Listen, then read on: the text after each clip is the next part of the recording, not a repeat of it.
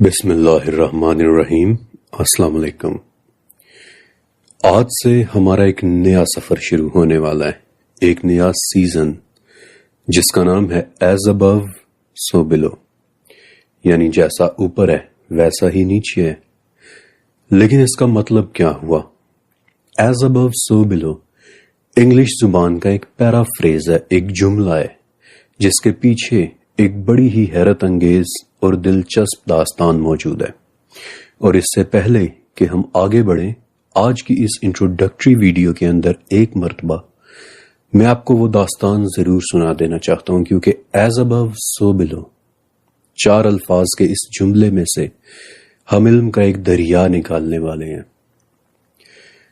آج سے کوئی 2000 سال پہلے کی بات ہے کہ جب حضرت عیسیٰ علیہ السلام ابھی اس دنیا میں زندہ تھے، تو اسی دور کے یونان میں ایک شخص رہا کرتا تھا، حضرت عیسیٰ علیہ السلام کے شہر یروشلم سے بہت دور۔ شاید وہ شخص کبھی عیسیٰ علیہ السلام سے ملا بھی نہ ہو، لیکن اس کی زندگی عجیب و غریب اور پراسرار باتوں سے بھری پڑی تھی، اور اس شخص کا نام تھا اپولونیس آف تیانا۔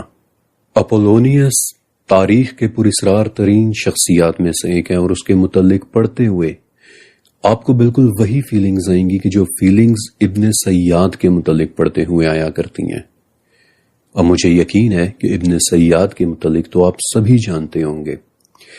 وہ ایک یہودی لڑکا تھا کہ جو نبی کریم صلی اللہ علیہ وآلہ وسلم کے زمانے میں مدینہ میں رہا کرتا تھا، اور مدینہ کے پراسرار ترین لوگوں میں سے ایک تھا، یہاں تک کہ بعض صحابہ تو اسے ہی دجال سمجھتے تھے۔ مثلاً حضرت ابن عمر رضی اللہ تعالیٰ عنہ کے جو کہا کرتے تھے کہ اللہ کی قسم مجھے تو اس بات میں شک ہی نہیں کہ ابن سیاد ہی دجال ہے۔ اور جابر ابن عبداللہ رضی اللہ تعالیٰ عنہ کہتے ہیں کہ ابن عمر یہ قسم آپ صلی اللہ علیہ وآلہ وسلم کے سامنے اٹھایا کرتے تھے، اور آپ اس بات پر خاموش رہتے تھے، یعنی آپ اس بات کا انکار نہیں کرتے تھے۔ ابن سیاد دجال تھا یا نہیں، یہ سیریز کا ٹاپک نہیں ہے، لیکن اس بات میں کوئی شک نہیں کہ ابن سیاد عجیب و غریب صلاحیتوں کا حامل ایک لڑکا تھا۔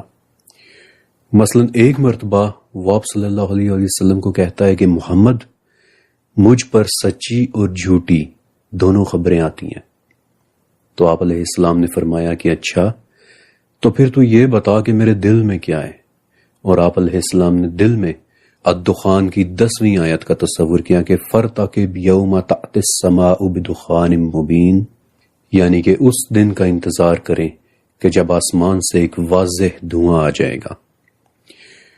اب دھوئیں کو عربی میں دخان کہتے ہیں، اور جب آپ علیہ السلام نے اس آیت کو اپنے دل میں تصور کیا تو ابن سیاد اٹک اٹک کر بولا کہ آپ کے دل میں دخ ہے، یعنی دخان کا لفظ اس سے پورا نہیں بولا گیا، لیکن پھر بھی اس نے دخ کہہ دیا۔ اور اسی بات پر ایجیٹیٹڈ ہو کر حضرت عمر رضی اللہ تعالیٰ عنہ نے کہا کہ یا رسول اللہ، مجھے اجازت دیں کہ میں اسے یہیں قتل کر دوں۔ لیکن آپ علیہ السلام نے فرمایا کہ عمر، اگر یہ دجال نہیں ہے تو تم ایک بے گناہ کو مارو گے، لیکن اگر واقعی یہ دجال ہے تو تم اسے مار بھی نہیں سکو گے۔ بلکہ ایک مرتبہ نبی کریم صلی اللہ علیہ وآلہ وسلم اور ابی ابن کعب رضی اللہ تعالیٰ عنہ دونوں نے کھجور کے درختوں میں چھپ کر ابن سیاد کو آبزرو بھی کرنا چاہا، کیونکہ بخاری کی ایک حدیث میں آتا ہے کہ اس کی حرکتیں اتنی عجیب و غریب تھی کہ آپ علیہ السلام بذات خود ابن سیاد کے متعلق انویسٹیگیٹ کرنا چاہتے تھے۔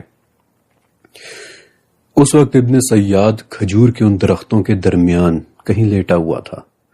اس نے مخمل کی ایک چادر لی ہوئی تھی اور وہ کچھ بڑبڑا رہا تھا، اور ابن ابی کعب کہتے ہیں کہ اس کے بڑبڑانے کی آواز کسی طرح کے گنگنانے کے جیسی تھی، جیسے کسی اور ہی زبان میں کچھ کہہ رہا ہو۔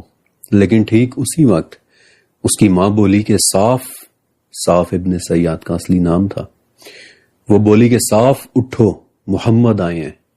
اور یہ سنتے ہی ابن سیاد اچانک سے اچھل کر کھڑا ہو گیا کہ جیسے وہ گھبرا گیا ہو، اور آپ علیہ السلام نے فرمایا کہ کاش یہ عورت چپ رہتی تو ہم پر ابن سیاد کا راز کھل جاتا۔